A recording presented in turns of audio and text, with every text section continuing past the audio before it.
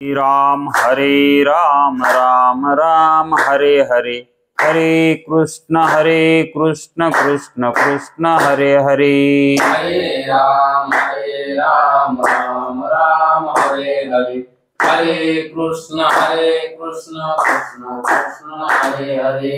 हरे राम राम राम हरे हरे, हरे कृष्ण कृष्ण कृष्ण हरे हरे। हरे राम राम राम हरे हरे, हरे कृष्ण कृष्ण कृष्ण हरे हरे। कुंडलिक वरदे हरि विठ्ठल, श्री गुरु ज्ञानदेव तुकाराम, पंढरीनाथ भगवान की जय। माऊली ज्ञानेश्वर महाराज की जय। जगद्गुरु तुकाराम महाराज की जय। ब्रह्मनिष्ठ गुरुवर्य रंगनाथ महाराज की जय।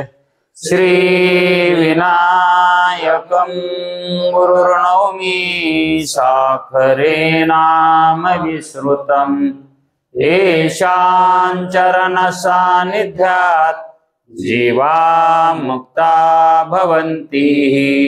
साखरे वंश विख्यातं ज्ञानदान परायणम्, विनायकं गुरुर्वन्दे भवबन्धविमुक्तये। श्रीरङ्गनाथं गुरुराजवर्यं मुमुक्षूणां ज्ञानदानेकदक्षं,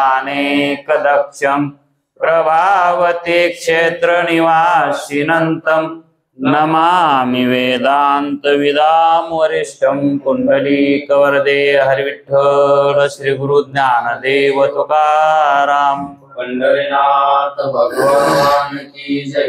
माऊली ज्ञानेश्वर महाराज की जय।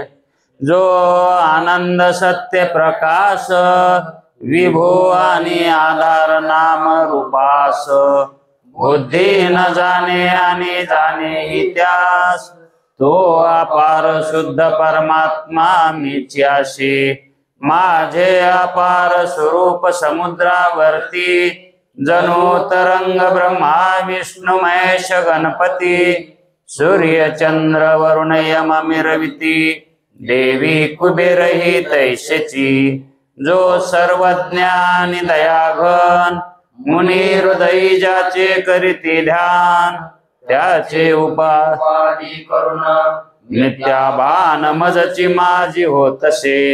ज्याच्या ज्ञाने भाषे जगत, जसा दोरीवरी सर्प दिसत, हरी दोई ठाई ना सर्प जगत, ते स्वतंत्राने स्वयं ब्रह्म मीच्याशे। पुण्य पुरुषी सदैव निष्काम, बोध प्राप्ती कारणे भजावा राम, तो मीची आहे आत्माप्त काम। तरी नमन कवना करावे म्या, जयांचे केलिया स्मरण, सकळ विद्येचे होय अधिकरण। हेची वंदू श्रीचरण श्री गुरूंचे, हे नमस्कारोनी आता। चला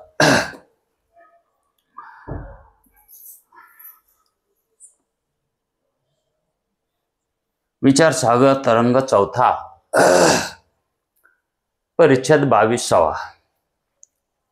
आधार व अधिष्ठान यातील भेद, फरक।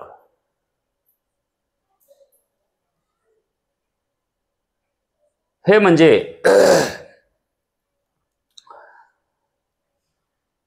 ज्ञानेश्वर महाराजांनी ज्यावेळेस चांगल्याला उपदेश करायचा होता, त्यावेळेस पहिल्याच ओळीमध्ये माऊली म्हणाले, स्वस्ति श्री वटेसु, जो लपोनी जगदा भासू दावी। जो लपोनी जगदा भासू दावी, मग ग्रासू करी प्रगटला करी। स्वस्ति श्री वटेसु, जो लपोनी जगदा भासू दावी, मग ग्रासू प्रगटला करी। मग प्रगटे तव तव न दिसे, आणि लपे तव तव आभासे। पण प्रगटला लपला नशे न खोमता जो, हे जे सांगितलंय की चांगदेवा ज्या वेळेस जो लपतो, आता जो म्हणजे कोण? आत्मा. लपतो म्हणजे त्याचं ज्ञान नसतं विशेष रूपानं, सामान्य स्वरूपानं असतो, त्यावेळेस तो लपतो. आणि तो लपला म्हणजे काय होतं? जगत भास. हे जगत जगत रूपानं दिसत, आणि तो प्रगट झाला की मग हे भास जो जगात दिसायला आहे तो राहतच नाही, मग सगळा तोच. मग त्याच्या प्रगटण्यामध्ये आणि त्याच्या लपण्यामध्ये, लपण्यात उत्पत्ती आहे, आणि ती उत्पत्ती कशाची आहे? रज्जू रज्जूवरल्या सर्पावरची जशी उत्पत्ती होते तशी आत्म्याच्या अज्ञानामध्ये या जगताची उत्पत्ती होते. आणि आत्मज्ञान झालं तर काय होतंय? जसं दोरीचं ज्ञान झालं, सर्पाची त्याच्या ज्ञानाची निवृत्ती होते. आणि मग तसंच या ठिकाणी आपण जो कालच्या परिच्छेदामधला शेवटचा भाग पाहिला, त्या परिच्छेदामध्ये शेवटी काय सांगितलंय की इदमाकार अंतःकरणवृत्ती उपयुक्त चैतन्य अविद्येचेच कार्य आहे. आणि मग आता त्या ठिकाणी उपादान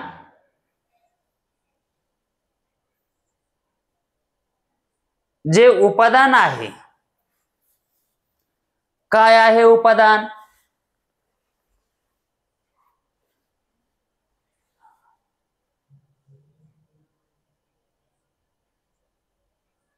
अविद्या ही काय आहे? हा, आता सुरुवातीला उपादान कारण जे आहे ते कोठे मानायचं सांगितलं होतं? रज्जूपहित चैतन्याच्या आश्रित सांगितलं होतं, है की नाही? आणि ते उपादान कारण म्हणून सांगितलं होतं.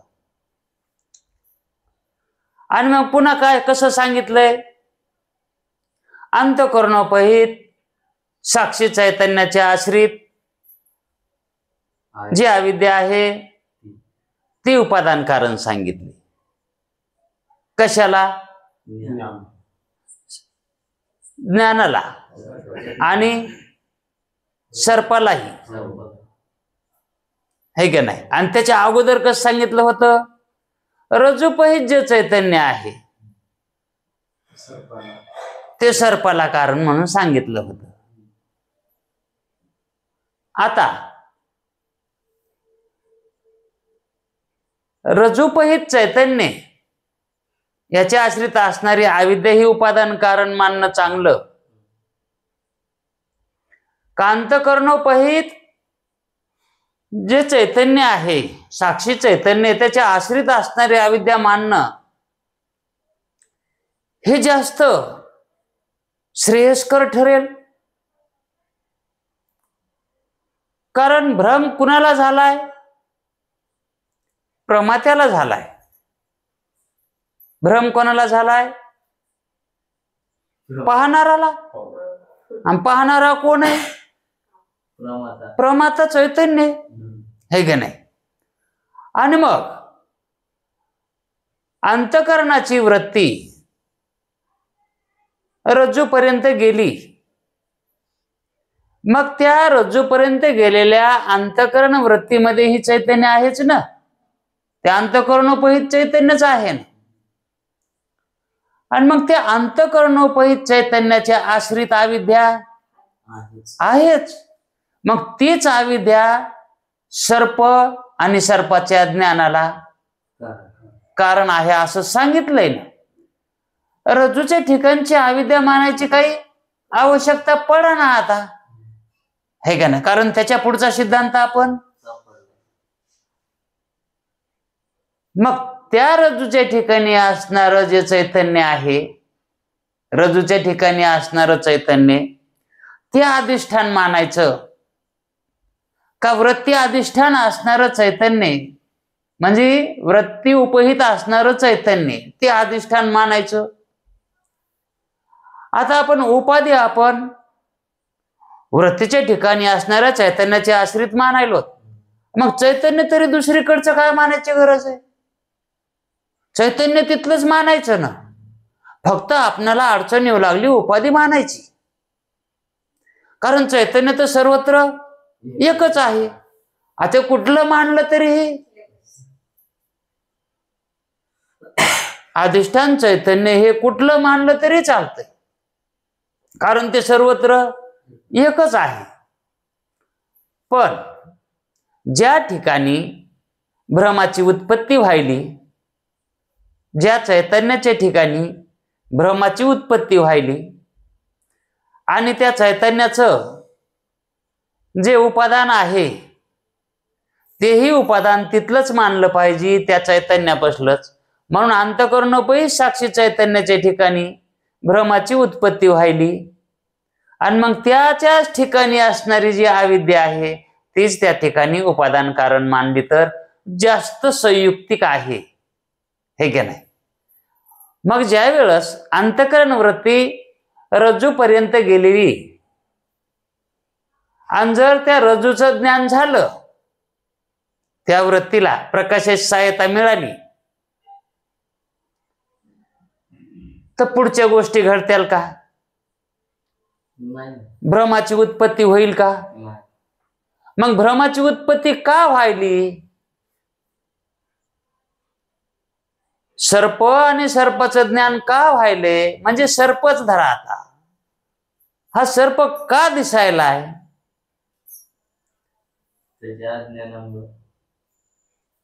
अंतःकरण वृत्ती रज्जूपर्यंत जात नाही असं नाही, पण त्या रज्जूचं ज्ञान होत नाही. कशामुळं? मंद अंधकारामुळं रज्जूचं ज्ञान होत नाही. कुणाला?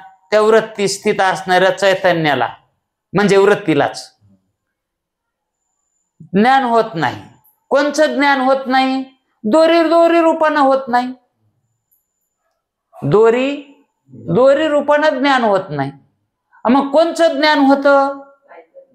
इथं काहीतरी पडलेलं आहे हे ज्ञान होतं. इथं काहीतरी, त्या ज्ञानाला शास्त्रामध्ये इदम स्वरूपाचं ज्ञान म्हणतात, इदमकार ज्ञान म्हणतात. इदम म्हणजे काहीतरी, काय त्याचं लक्षण केलंच नाही, काहीतरी आहे. अमुक हे म्हणून ठरविलंच नाही वृत्तीनं, काहीतरी आहे. त्याच्या मागाला माणूस म्हणतो, अरे काहीतरी आहे, काहीतरी आहे, काहीतरी सांग ना, काहीतरी. अहो काय ते कळलं नाही, पण आहे काहीतरी. मग त्या ठिकाणी त्या ज्ञानाला विशेष ज्ञान म्हणता येईल का? काहीतरी सांगितलं असतं तर मग म्हणता आलं असतं, अरे याला काहीतरी विशेष ज्ञान झालंय. पण कोणचं ज्ञान झालं नाही? ब्रह्मविज्ञान झालं नाही. ब्रह्मज्ञान म्हणजे विपरीत ज्ञानही झालं नाही आणि विशेष ज्ञानही झालं नाही. आणि मग ज्ञान झाल्याशिवाय तर त्याला म्हणला काहीतरी आहे. ज्ञान तर झालंय ना, मग त्या ज्ञानाला सामान्य ज्ञान म्हणतात. कारण सामान्य ज्ञानामध्ये नामही नसतं आणि रूपही नसतं. तिथं लक्षण काहीच करता येत नाही. मग ते सामान्य जे ज्ञान व्हालंय, कुणाचं? रज्जूचं. हे सामान्य ज्ञान व्हायलंय. मग तेच त्या ठिकाणी चैतन्य सामान्य ज्ञान रूपालाच पावणार. सामान्य ज्ञान म्हणजेच ते चैतन्य सामान्य रूपानं.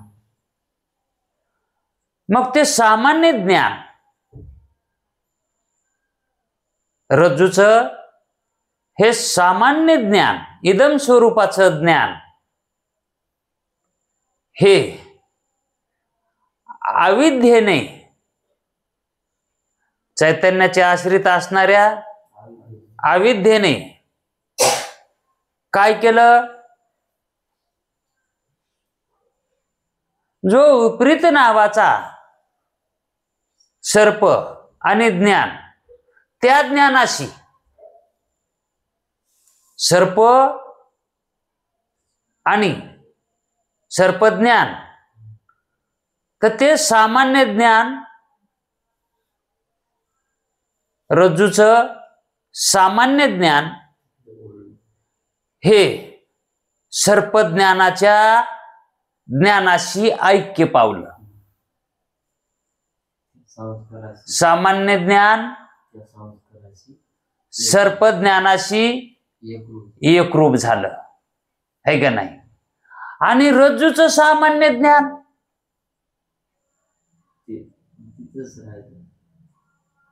रज्जू रूपाचं जे सामान्य आहे, म्हणजे रज्जू दोरी निसती, तिचं नाव नाही, ते सर्परूपाला परिणाम पावलं. दोरीचं रूप सर्पाच्या रूपाशी एकरूप झालं. दोरीचं रूप सर्पाच्या रूपाशी एकरूप झालं आणि त्या दोरीचं ज्ञान सर्पाच्या ज्ञानाशी, आणि मग ते जे एकरूप झालेलं आहे विपरीत ज्ञानाशी, सामान्य ज्ञान विपरीत ज्ञानाशी एकरूप पावलंय. ते सत्य ज्ञानाशी एकरूप पावलं का? सत्य ज्ञान तर तिथंच आहे की, दोरीच हे सत्य ज्ञान आहे. पण त्या दोरीचं सामान्य ज्ञान आणि सामान्य रूप हेच कोणाशी ऐक्य पावले? विपरीत ज्ञानाशी, म्हणजे सर्पाशी आणि सर्पाच्या ज्ञानाशी.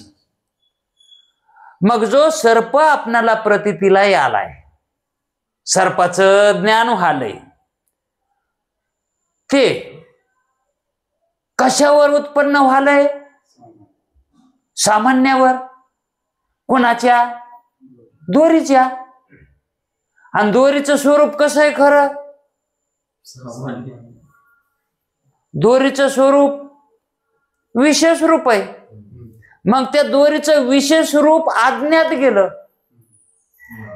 दोरीचं विशेष रूप दोरी दोरी रूपानं कळाली नाही. कळाली पण इथं काहीतरी पडलेला असं आहे, असं दोरीचं ज्ञान झालं. काहीतरी म्हणजे इदम स्वरूपाचं ज्ञान झालं. मग त्या ज्ञानाला सामान्य ज्ञान म्हणावं, आणि तेच सामान्य ज्ञान रज्जू सर्पाला, मिथ्या सर्पाला परिणामाला पावलं. त्या सामान्याचं तिथं विशेषीकरण कसं झालंय? विपरीत रूपानं झालंय. सतरूपानं झालंय का? मग जे विपरीत रूपानं झालेलं आहे सर्प आणि सर्पाचं ज्ञान, त्याचा कसा स्वभाव झाला? आता ते विपरीत स्वभाव झाला. सत्य स्वभाव आहे का त्या ज्ञानाचा आणि सर्पाच्या रूपाचा? विपरीत स्वभावानं आहे. आणि जे विपरीत स्वभावानं असतं ते सत्य नसतं. त्यालाच भ्रांत स्वरूप म्हणतात. आणि भ्रांत स्वरूप हे खरं नसतं, खोटं असतंय, हे का नाही? मग सर्प आणि त्या ठिकाणी सर्पाचं ज्ञान कसं आहे? खरं नाही, म्हणजे खोट आहे, हे का नाही? मग दोरी दोरी ही सर्प झाली का?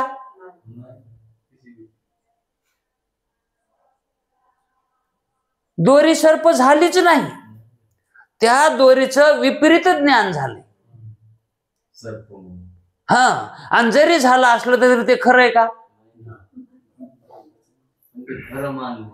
पण ते कवा दिसायलंय विपरीत? याच्या अज्ञानात. हा, म्हणजे ते अज्ञान काय पावायलंय? विपरीताला पावायले, है का नाही? आणि विपरीत हे खरं असतंय का? अजिबात खरं नसतंय. त्याप्रमाणे आपणाला म्हणजे जीवाला आत्मस्वरूपाचं विशेष ज्ञान आहे का सामान्य ज्ञान आहे? है का नाही? मग ते सामान्य ज्ञान म्हणल्यावर ते सामान्य ज्ञान आणि आत्म्याचं विशेष अज्ञान. आत्म्याचं विशेष काय आहे आणि सामान्य आहे असं आपल्याला वाटतंय का नाही? तसं जगत बी आहे असं वाटतंय का नाही? आहे रूपानं आपल्याला प्रतीती आहे, आहेची प्रतीती आहे. मग आपण आहो असं वाटतंय, आपण नाहीत असं कधीच वाटत नाही. हे आपल्याला आपलं सामान्य ज्ञान आहे. आपल्याला म्हणजे आपल्या आत्म्याचं, आपल्या आत्म्याचं म्हणजे आपलं. हे कसं आहे? सामान्य ज्ञान आहे. मग ते सामान्य जे ज्ञान आहे आणि विशेष अज्ञान जे आहे आपलं, ते विशेष अज्ञान विपरीत स्वभावाला पावायले. तिथं विपरीत स्वभाव काय उमटायलाय, काय उत्पन्न व्हायलाय? मी देह आहे आणि माझं अमुक नाव आहे. दोरीच्या ठिकाणी असाच भ्रम झालाय ना. आणि मग जे आपलं नाव आणि रूप, ह्या देहाला नाव आहे आणि देहाला रूप आहे. त्या सर्पाला रूप आहे आणि त्या सर्पाला नाम आहे. सर्प म्हणून हे नाम आहे. आणि लांब आहे, शेपूट मिळती आहे, मधात पांढरे ठिपके आहेत, निमुळत तोंड आहे, है का नाही? ह्या लक्षानं न सर्प आहे आणि नाम त्याचं नाव सर्प म्हणून. तसं या देहाला काना आहेत, डोळे आहेत, नाक आहे, तोंड आहे, हात आहेत, पाय आहेत. हे त्याचं रूप झालं आणि त्याला नाव आहे रामचंद्र, आसाराम. नाव काय? आसाराम. मग हे नाम आणि रूप, हे ह्या देहाचं नाम आणि रूप, ते आपण आहोत का? भ्रांत रूप आहे हे. मग ही भ्रांताची प्रतीती आपल्याला काय यायली? आपलं आपल्याला विशेष रूपानं अज्ञान आहे आणि सामान्य रूपानं ज्ञान आहे. दोरीचं विशेष रूपानं अज्ञान आहे आणि सामान्य रूपानं ज्ञान आहे. मग ते सामान्य कशाला विरोध करतोय का? मग ते सहाय्य कशाला करायलंय? विपरीत ज्ञानाला करायले, अविद्येच्या परिणामाला सहाय्य करायले. कारण परिणाम कसा आहे? विशेष आहे, है का नाही? परिणाम हा. अज्ञान कसं आहे आणि ज्ञान कसं आहे? हा, ज्ञान सामान्य आहे आणि अज्ञान विशेष. आणि मग त्या ठिकाणी तेच निवडून येईन ना. अज्ञानच निवडून येईन का नाही? आणि मग कोणाचा जे जयकार करणे सामान्य आहे का नाही? ते ज्याच्याकडे कल आहे. आणि मग अज्ञान हे कसं आहे? त्रिगुणाने युक्त आहे. ते कसं आहे? त्रिगुणाने युक्त आहे. म्हणून त्या अज्ञानाच्या ठिकाणी, त्या अविद्येच्या ठिकाणी जो तमोगुण आहे, त्या तमोगुणाचा परिणाम सर्प आहे. तमोगुणाचा परिणाम सर्प आहे. आणि सत्वगुणाचा परिणाम ज्ञान आहे, सर्पाचं ज्ञान आहे, है का नाही? मग आपल्या ठिकाणी जे नाम आहे ते सत्वगुणाचा परिणाम आहे आणि हे रूप जे आहे हा तमोगुणाचा परिणाम आहे. पदार्थाची उत्पत्ती तमोगुणांशापासून होते आणि पदार्थाच्या नामाची उत्पत्ती सत्वगुणापासून होते. आपण पहिल्यापासून शिकत आलो ते. इथं काही खोटं मानायला जमायचं नाही, कारण आधी हे शिकलोच ना. आणि इथं शंका घ्यायचंही काही कारण नाही आता. मग हे जी उत्पत्ती व्हायली, आपल्याला जे प्रतीतीला यालय जगत, हे जगताचं सत्य स्वरूप आपल्याला प्रतीतीला यालय का भ्रांत स्वरूप? आता हे जगत आपल्याला प्रतीतीला यालय, हे भ्रांत स्वरूप आहे का सत स्वरूप आहे? सर्प जर दिसला ते भ्रांत स्वरूप दिसला का सत स्वरूप दिसला? सत्स्वरूप म्हणावं तर दोरी दिसायला पाहिजे होती, इकडं सत्स्वरूप म्हणावं तर आत्मज्ञान व्हायला पाहिजे होता, आत्माच दिसायला पाहिजे होता. मग जगत आत्मा म्हणून दिसायले का? जगत दोरी म्हणून दिसायले का? मग जगत कसं दिसायलंय? हा, भ्रांत म्हणून दिसायले ना. मग ह्या भ्रांत स्वरूपाला मदत कोणी केली? सामान्य ज्ञानानं केली. कोणाच्या सामान्य ज्ञानानं? आपल्याच, है का नाही? आणि उत्पत्ती कोण्या अज्ञानानं केली? आपल्याच. मग याला आधार कोण आहे आणि अधिष्ठान कोण आहे? आपणच.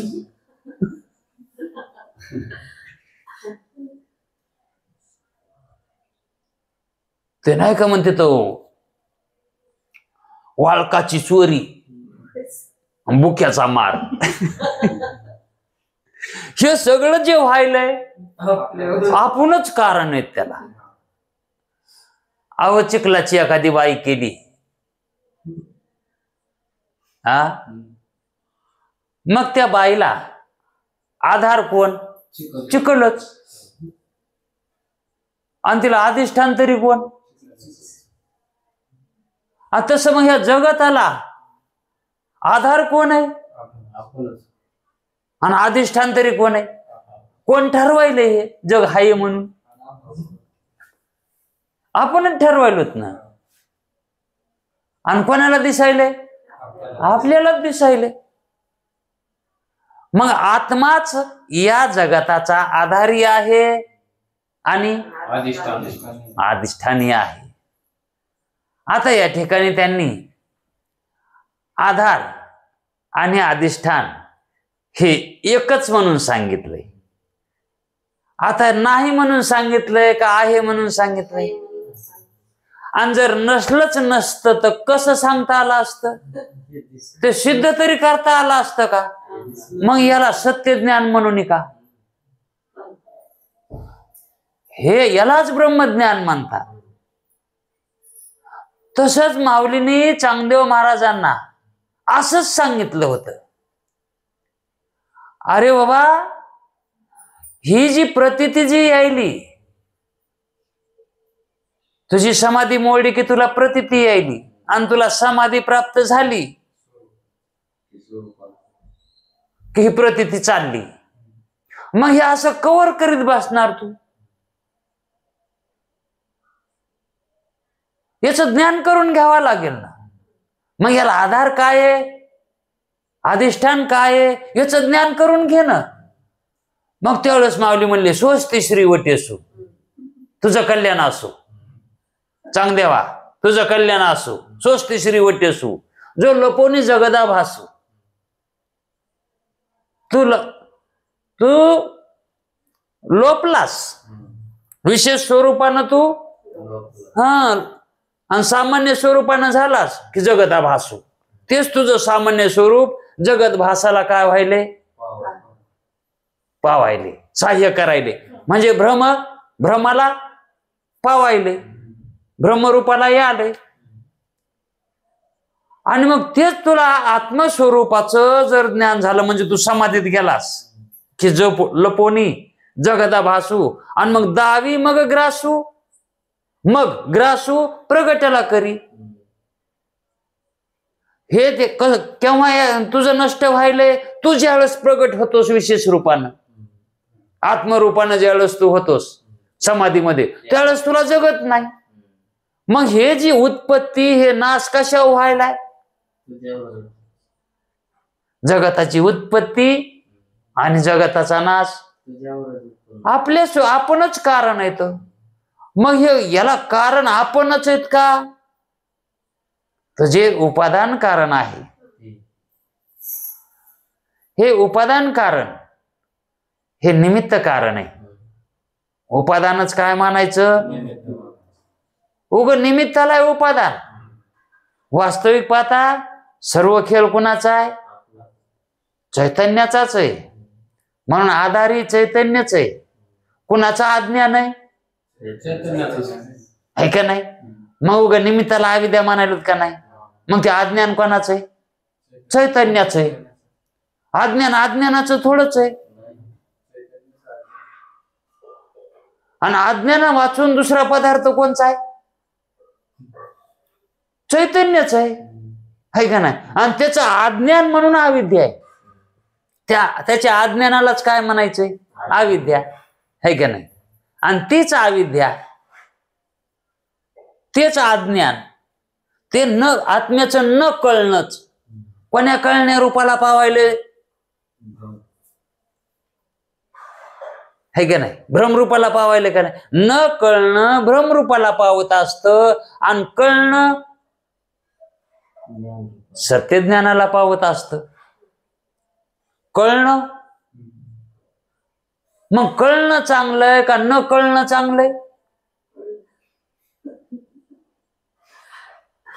न कळण्यात जग आहे आणि कळण्यात आत्मा आहे. मग कळणं चांगलंय का न कळणं चांगलंय?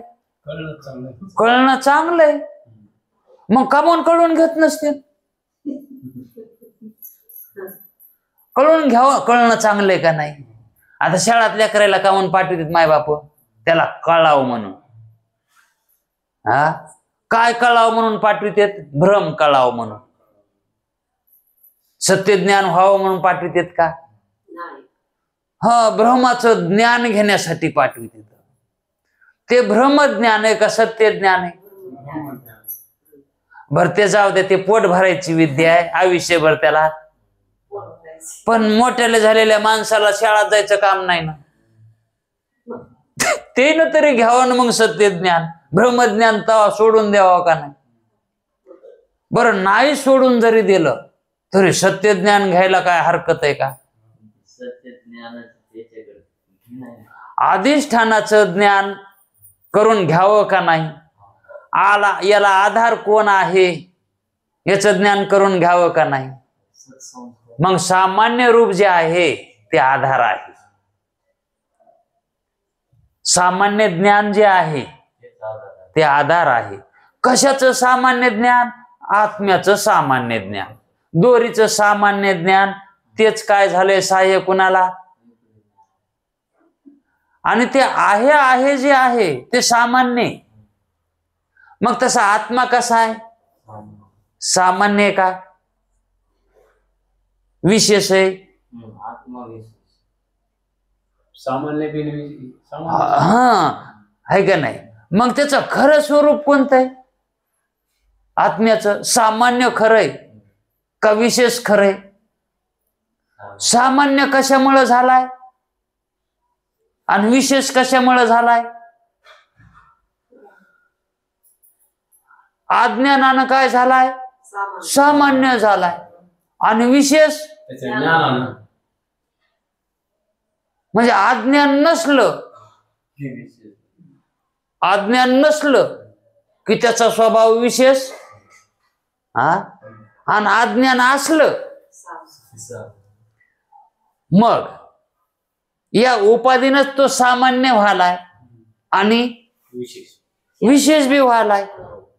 मग सामान्य विशेष जे हे आत्म्याचे दोन रूप आहेत, दोन भाव आहेत, हे कुणामुळे व्हायले? तर उपाधीमुळेच व्हायला तर. आणि उपाधी कशी आहे? कल्पित आहे. खरी का ती?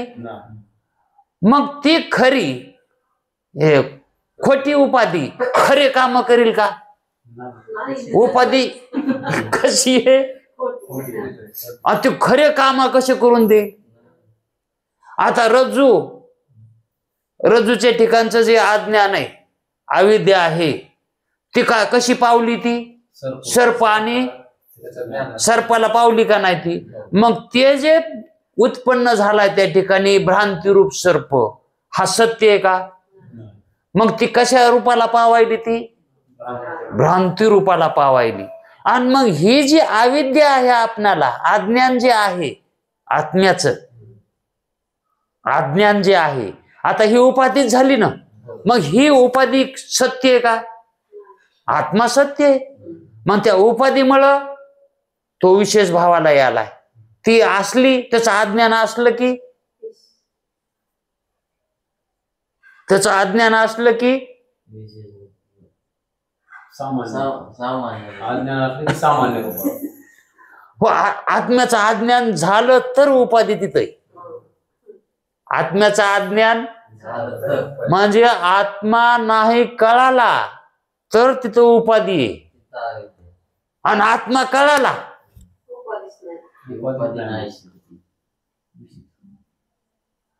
मग आत्मा सामान्य रूपानं कळाला तर उपाधी आहे का विशेष रूपानं कळाला तर उपाधी आहे तिथं? विशेष रूपानं. आणि विशेष कशानं झालाय? सामान्यानं झालं. होय, सामान्याचाच झालाय, पण कशानं झालाय म्हणायलो मी? अविद्यानं झालाय, उपाधीनं झालाय तो. हा, मग उपाधीनं तो विशेष होतो का? उपाधी नसली तो सामान्य होतो. उपाधी नसली की तो काय होतो? सामान्य होतो. आणि उपाधी असली तर आपल्याला विशेष दिसायला पाहिजे ना. ते उपाधी असली की मग अविद्या असल्यावर आपल्याला तो विशेष रूपानं वाटतो का? सामान्य रूपानं. हे पॉइंट आहे बर का. अविद्या असणं म्हणजे तो विशेष रूपाला येत आहे. कोण? आत्मा आहे का नाही? अविद्या असली, त्याचं अज्ञान असलं, त्या कशानं उत्पन्न विशेष रूपाला कशाला यायलाय?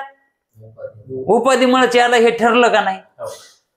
उपाधी नसल्यावर सामान्य रूपाने. आणि आता आपल्याला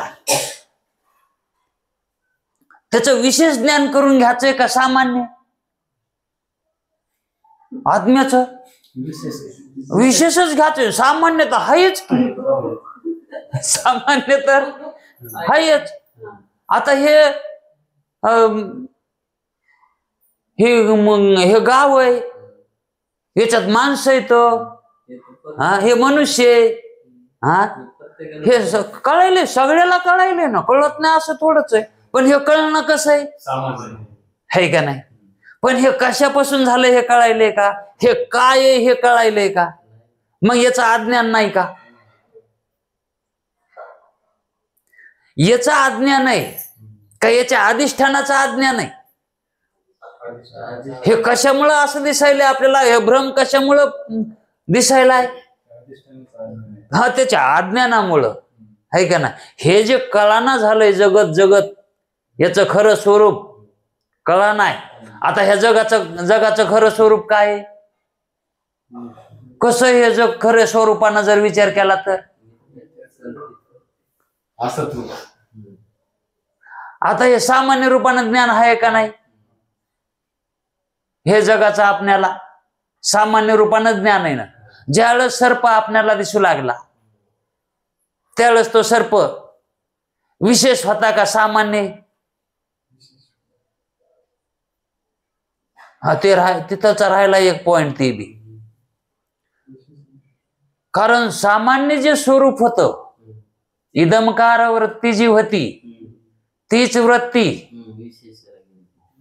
भ्रमरूपाला गेली ना, आणि ते भ्रम सत्य आहे का? नाही. आणि मग ते भ्रम खरा काय आहे? सामान्य. है का नाही? तो भ्रम कसा आहे? सामान्य रूपच आहे ना. मग सामान्य काय आहे? ब्रह्मच आहे. सामान्य कोण आहे? ब्रह्मच आहे. आणि मग सर्पण त्याचं नाव हे काय आहे? ते भ्रांती रूप आहे. आणि खरं ते काय आहे? ब्रह्मच आहे. हे जगत दिसायले हे काय आहे? भ्रांती रूप आहे. है का नाही? आणि मग हे याला सहाय्य कोणी केलंय? सामान्यानंच केलंय. आणि मग हे जगत काय आहे? ब्रह्मच आहे. आणि मग आम्ही तेच सांगतो ना, विष्णुमय जगत. वैष्णवाचाच आहे. मग ते ज्याला परमार्थ करायचा आहे त्याला जगत कसं वाटावं? ब्रह्मरूप वाटावं. आणि हेच सांगत आहेत ना मग आम्ही हमेशा. आणि हेच सांगण्यासाठी आम्ही शास्त्र गुरु काय म्हणतात, हे खाटडप कशासाठी? अरे बाबा आधार बी तेच आहे आणि अधिष्ठान ही. मग हे जगत नाही, हे ब्रह्मच आहे. जगन हे अवघा जनार्दन. पण तो कळतोय कोणाला? हे कसं कळून दिलं हे सुद्धा कळत नाही.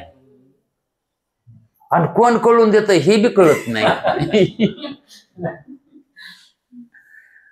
हे कळून देणारे कोण आहेत हे बी कळत नाही. पण माऊली म्हणले, चांगदेवा योग किती जरी केला पण हे कळत नाही. तुला जगत समाधीतून उतरल्यावर कसं वाटतंय? पहिल्यासारखंच, रज्जू सर्पासारखंच दिसत आहे. आणि ते म्हणले तसं नाही ना ते. इथं परमात्मे वाचून दुसरी कोणती वस्तू आहे का? कोणतीच वस्तू नाही. आणि मग त्याचाच या ठिकाणी हे जे आपल्याला प्रतीला यायलाय तोच दिसायलाय. कोणाला दिसायलाय?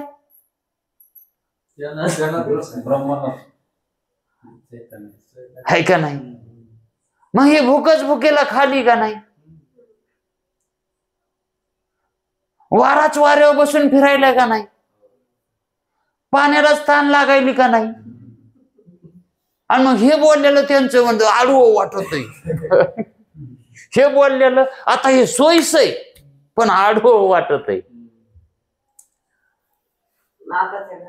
नाथाच्या घरची उलटी होणं आणि पाण्याला कशी लागली ताण.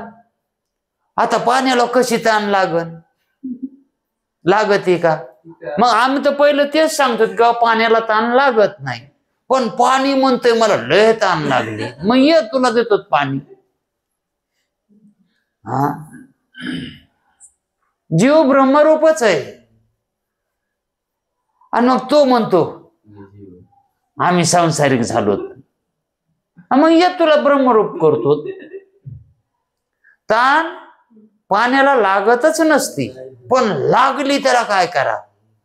आणि लागली म्हणणं हे भ्रांती रूप नाही का? हा, खरी ताण लागली का त्याला? लागलीच नाही. तसं जगत हे भ्रांती रूपाला तुम्हाला शास्त्र म्हणतं हे भ्रांत रूप आहे का नाही? आणि भ्रांत रूप आहे का? खरं आहे का?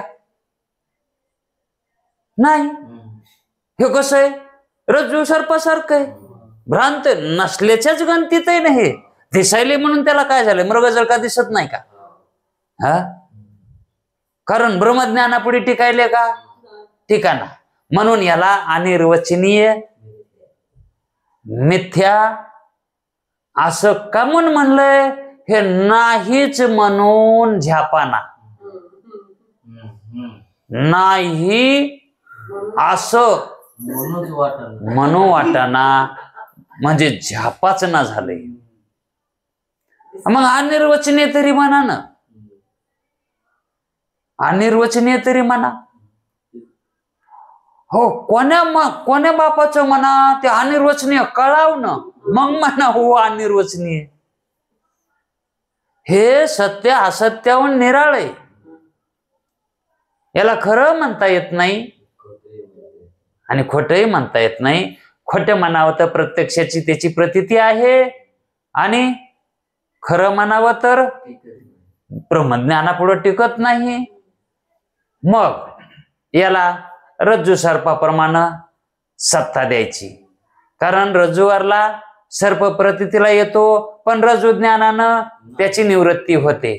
तसं जगत हे प्रतीतीला येतंय, पण ब्रह्मज्ञानानं आत्मज्ञानानं त्याची निवृत्ती होते.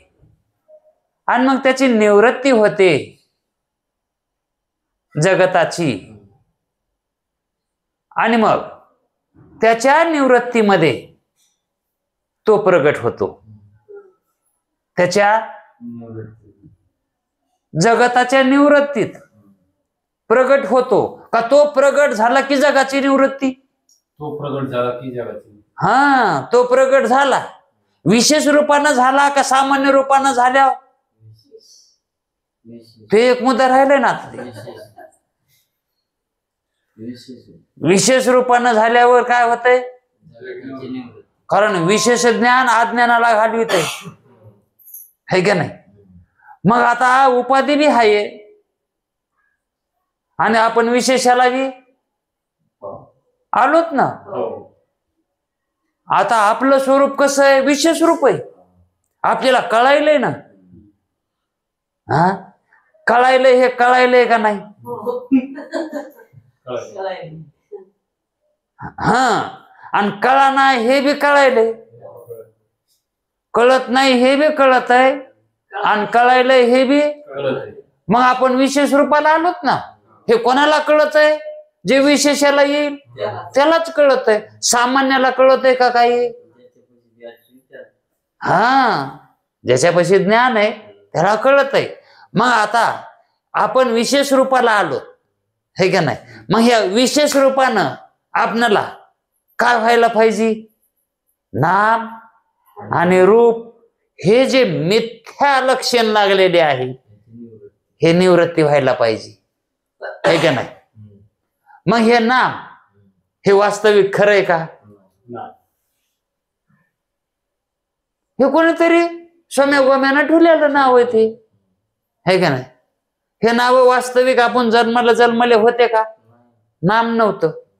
आणि आपण जन्माच्या आधी आपल्याला हे रूप होतं का? मग हे रूप हे आपल्याला नंतरच आलंय. बरं, राहणार आहे का हे आलेलं? म्हणजे येणार जाणार आहे नाही. आणि जे येणार जाणार असतंय ते पाहुणा असतंय. आलेला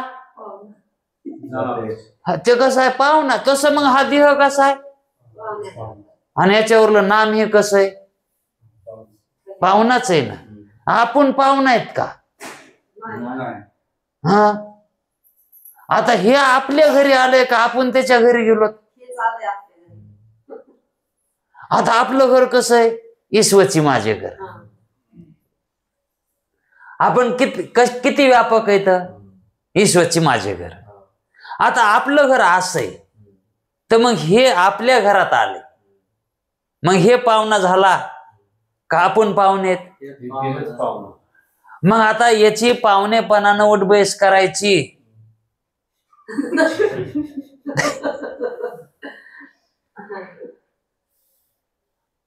का याचा आदर सत्कार करायचा का याचा अनादर करायचा?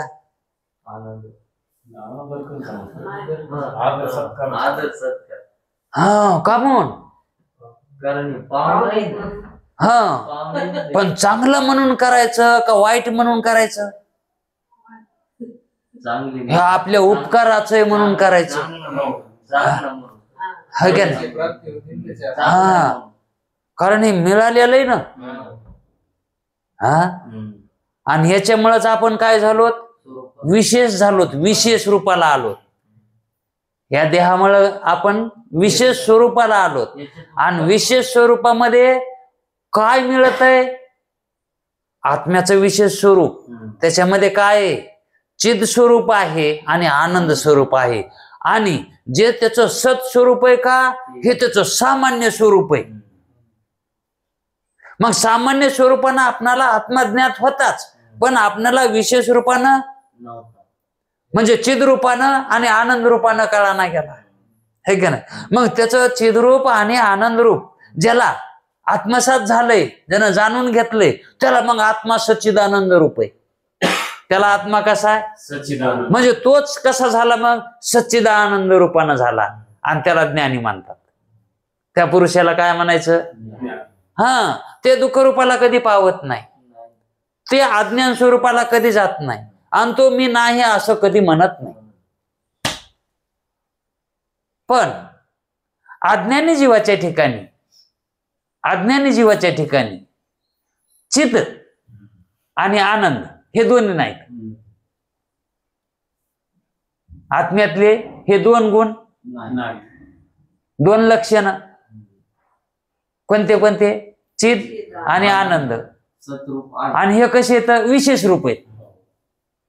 हे कसे येतं? आहे का ना? आणि हे सामान्य मनुष्याच्या ठिकाणी नाही. मग त्याच्या ठिकाणी काय आहे? फक्त नुसतं आहे का नाही? त्याला फक्त जगत आहे रूपानच कळत आहे ना. जगत कळत आहे का? नुसतं आहे म्हणतो. कशाला बी आहेच, काही बी त्याच्या पुढे काही बी नाही ना, हाय म्हणते. हे काय आहे? पण ते कसं आहे? चिद्रूप आहे का? त्याच्याबद्दल ज्ञान आहे का? जे आहे त्याला दिसायले त्या आहेच त्याला ज्ञान आहे का? आणि मग त्याला त्याचं ज्ञान नसल्यामुळं त्याच्या ठिकाणी त्याला दुःख नाही तर काय मिळत?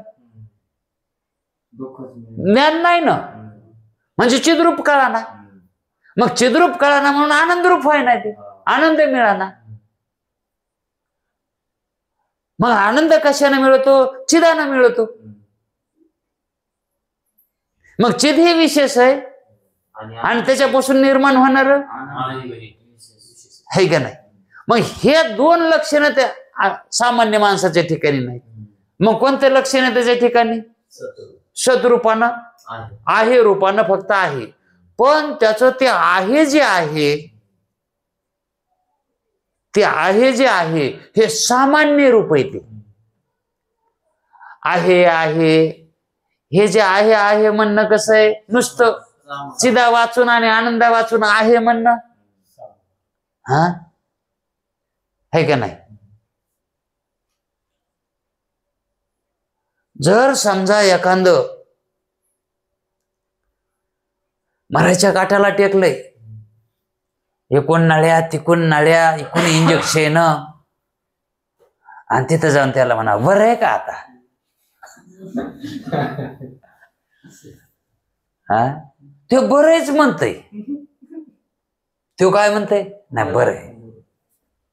आता काय बरं म्हणतंय ते देवाला जाणव. कशामुळं? आता ते बरं आहे का ते? अहो बरं नाही, ते खरं बी नाही तरी बरं आणि सत्य बी नाही, पण ते बरं आहे म्हणतंय. आता मला बरं आहे म्हणतंय. अरे बरं काय म्हणायलास? तुझ्या नाका तोंडामध्ये नळे आहेत आणि तू बरं आहे म्हणायलास? ते म्हणते मी हाय ना, अजून मेलो नाही ना, हे बरं आहे ना. हाय ना, सामान्य आहे ना. मग त्याला विशेष नाही, त्याला त्या ठिकाणी ज्ञान व्हाय नाही की आता हे आपणाला ऑक्सिजन लावलाय, त्या अर्थी आपला ऑक्सिजन आता कमी पडायलाय, आणि ऑक्सिजन जर असला मधात तर माणूस जगत आहे, आणि ऑक्सिजन नसला तर माणूस मरत आहे. हे त्याला ज्ञान आहे का? आणि मग त्याला त्या ठिकाणी ते लावल्यावर आनंद आहे का? दुःखच आहे ना. मग अज्ञानात दुःख आहे, अज्ञानामध्ये म्हणून चिद आणि आनंद हे जे दोन लक्षण आहेत आत्म्याचे, ते प्राप्त करून घ्यायचे सामान्य माणसाला. आणि ते दोन प्राप्त करून घेतले की तो मुक्तच झाला, आत्मरूपच झाला ना. हे दोन नाहीत ना, आणि सामान्यता आहेच ना. ते तो कुठे जाणारच नाही ना. आहेपणा ते आहेच. मग त्या मनुष्याला एक अज्ञान घालवायचंय आणि दुःख घालवायचंय. ज्ञान घेतलं अज्ञान जाते, अज्ञान गेलं की दुःख जाते, आणि दुःख गेलं की तो स्वतःचा आनंद रूप आहे. फक्त ज्ञान घ्यायचंय. आहे पण आहेच, त्याचं ते लक्षण आहे, है का नाही? याच्यामध्ये आनंद बी व्हायचं नाही, कारण ते आनंद रूपच आहे. फक्त अज्ञान घालवायचं. फक्त अज्ञान. ते चिद्रूप व्हायचंय, म्हणजे ज्ञानरूप व्हायचंय. ज्ञानरूप होण्यासाठी गेलेलं ज्ञान, गेलेलं ज्ञान आणायचंय, है का नाही? मग तुम्ही कोणी म्हणला आता आत्मा का ज्ञानरूप नाही का? हा, मग ज्ञानरूप आहे तर म्हण ना, मग मी ज्ञानच आहे. कोण नको म्हणाले वय, मन मी मुक्तच आहे, मन मी आनंदच आहे. मग उपदेश करायची काहीच गरज नाही, उपदेश करून घ्यायची काही गरज नाही. पण मी ज्ञानवान आहे असं म्हणता वाटतं का? हा, कोणी हिशोबानं म्हणे ज्ञानवान आहेस तर सांग कोण आहेस? मग ते म्हणतोय मी भीमराव आहे. मग तो भीमराव आहे का? अज्ञान सांगायला, ते अज्ञान प्रगट करायला त्या ठिकाणी. म्हणून त्याला स्वतःचं स्वरूपाचं ज्ञान व्हायला पाहिजे, म्हणून ज्ञान घ्यावं लागतं. जीवाच्या ठिकाणचं खरं काय गेले? खरं फक्त ज्ञान गेले, दुसरं काहीच गेलं नाही. सगळं जागेवर. हा, फक्त ज्ञान गेले. स्वप्नामध्ये इतकी मोठी 3 ताळाची माडी होती, बंगला होता. हा, आणि त्याच्यामध्ये त्याला बंगईमध्ये मस्त आरामीनं तो बसला होता. हातपाय दाबायला उर्वशासारख्या स्त्रिया होत्या. पण कटकन त्या काय म्हणते त्याला, ती बांधलेली होती ती बंगई, तिची साखळी तुटली आणि बचकन खाली पडला आणि चेवा आला. काय गेलं त्याच? नुसतं ज्ञानच गेलं ना. ज्ञान गेलं म्हणून सगळंच तिथाचा पसारा गेला, है का नाही? तसंच जीवाचं काय झालंय? ज्ञान गेलंय म्हणून ते आनंदाचा आनंद बी गेला, हा, आणि मोक्ष बी गेला, है का नाही? आणि ते गेल्यामुळं हे सगळं दुःखाचा पसारा अंगावर पडा, आणि याला पुन्हा सत्य म्हणायला, है का नाही? बरं, मन सत्यच आत्माच आहे मन, पण ज्ञान घेऊन म्हण ना. तसंच आहे ते. हे जगत काय आहे? ब्रह्मरूपच आहे, पण तुला ब्रह्माचं ज्ञान घ्यावं लागेल ना. हा, ज्ञान फक्त कमी, मूळ गोष्ट काय आहे? ज्ञान कमी. कमी म्हणजे विशेष ज्ञान नाहीच. शून्याच्या खाली वजात गेले तर मायनस. हा, आणि त्याच्यामध्ये काय फरक पडावा म्हणून काय त्याच्यात फरक बी पडा ना. फरक पडावा म्हणून फरक बी काही पडा नाही, कारण फरकानं फरक पडत आहे. हो, फरक कशानं पडत आहे? फरकानं फरक पडत आहे, पण त्याच्यात काही फरकच पडा नाही.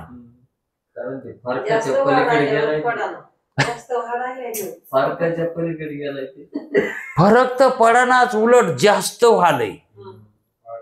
हा, जास्त अज्ञानी व्हालाय. हा, जर समजा स्वप्नामध्ये पैसे आपल्याला फुफुट्यामध्ये गवसू लागले, फुफुट्यात पैसे गवसतेत बरं का, स्वप्नात काय योग होत नाही. हो, फुफुट्यामध्ये पैसे, आणि पुन्हा ते कोणते चिल्लर, आणि वय कमी, चिल्लरच पाहिजे. कमी वयाला चिल्लरच लागती, आणि ते अशी फुफुट्या असा उकरला चिल्लर निघायची. मग तो कव्हर बी उकरीतच राहतय, उकरीतच राहतय कव्हर बी. आता किती बी उकरलं काय फरक पडणार आहे? त्या पैशाचं काय जागेपणी घेता येतंय का? हा, मग तसं या ठिकाणी आपण किती बी कमविलं, त्या पैशाचा काय उपयोग आहे का आपल्याला? इथं आहे तोपर्यंत आपला व्यवहार दाखवण्यापुरतं झालं, बस झालं. व्यवहार दाखवण्यापुरतं. बर, जे आपल्याला काय मिळणार आहे ते अदृष्टानच मिळणार आहे ना. हा, किती प्रयत्न केला तरी. आणि मग त्याच्यात का मन बुद्धी इतकी घालायची? नाही हो, त्याला कळालं नाही म्हणून त्याचा संसार डबघायला आला, दुसरं सांगायला. असं दुसरं म्हणतोय माणूस. त्याला कळा, अरे त्याच्या आदराष्ट्रातच तसं होतं का? त्याला न कळणे हेच त्याच्या आदृष्टात आहे. हा, आणि मग तिथं आदृष्ट मानायचं. हा, आणि जर एखाद्यानं परमार्थ करून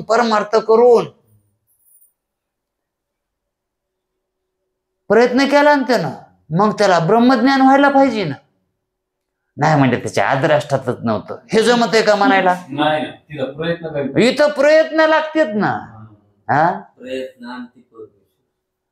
मग प्रयत्न हे कसे करावे लागतात? फलप्राप्तीचे करावे लागतात. फलाच्या प्राप्तीचे प्रयत्न करावे लागतात परमार्थामध्ये. म्हणजेच मुक्त होण्याचा परमार्थ करावा लागतो, कळण्याचा परमार्थ करावा लागतो. कळण्याचा, हा, कळण्याचा बर का.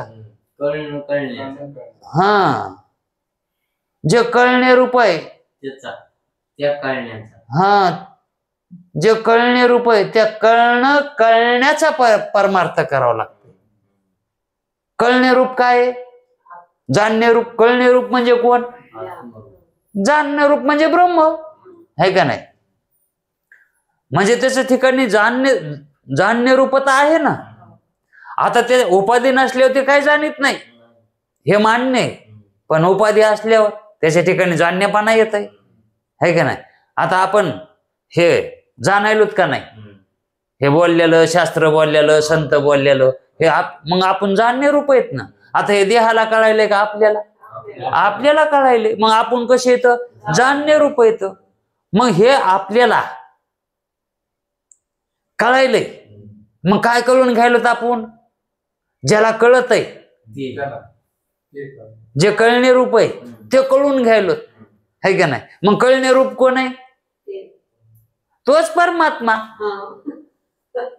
आणि ते परमात्मा कोण आहे?